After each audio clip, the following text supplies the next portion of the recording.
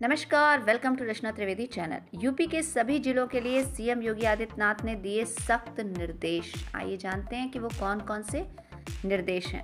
अफसरों की अटकी सांस। सीएम योगी आदित्यनाथ ने कहा कि परफॉर्मेंस का जो डेटा विभाग देते हैं उनकी रैंडम चेकिंग की जाएगी। मुख्य सचिव स्तर पर होने वाली समीक्षा बैठकों में टॉप 10 विभागों और योजनाओं पर चर्चा की जाए।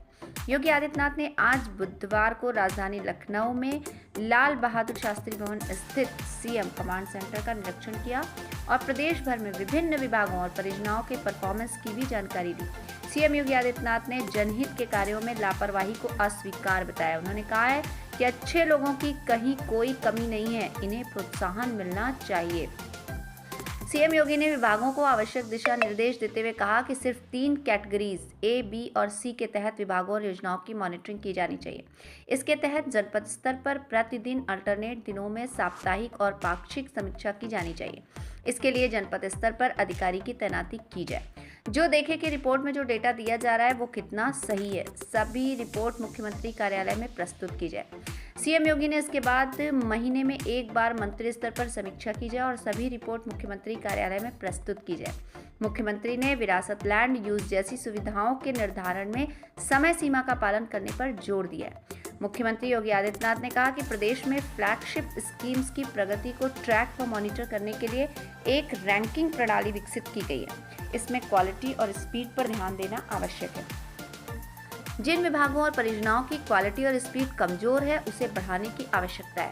उन्होंने कहा कि इसमें भी हमारा प्रयास होना चाहिए कि ये सभी कैटेगरी परफॉर्मेंस बेस्ड हों तथा सबकी जवाबदेही सुनिश्चित की जाए।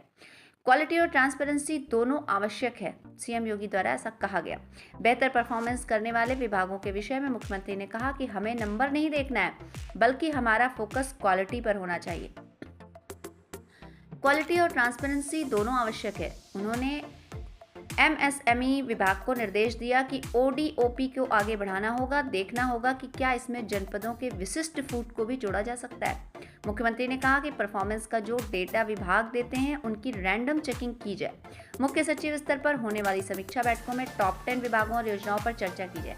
जो विभाग और योजनाएं टॉप पर हैं उनका प्रेजेंटेशन सबके सामने रखा जाए और उन्हें बताया जाए कि किस तरह कार्य करना है और कहाँ कमी रह गई है। उनकी रिपोर्ट और सक्सेस स्टोरीज को बाकी के साथ शेयर किया जाना चाहिए। ये भी देखा जाना चाहिए कि जो लोग पीछे हैं उसके पीछे कारण क्या है।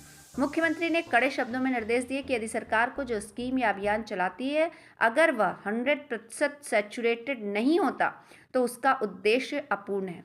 नियमित रूप में उनकी चेकिंग होनी चाहिए। हर विभाग अपने स्तर पर हर दिन मॉनिटरिंग करे। उन्होंने कहा कि स्कीम बनाते समय अधिकारी ये जरूर ध्यान दे कि इसका लाभ अधिकतम लोगों तक पहुंच सके। छोटे टारगेट्स देखकर खानापूर्ति नहीं करनी चाहिए।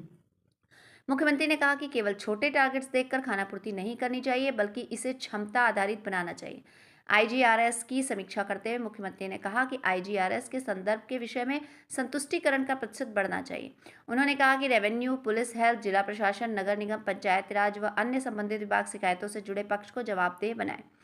समस्याओं के निस्तारण को प्राथमिकता में रखते हुए टेक्नोलॉजी का उपयोग करें।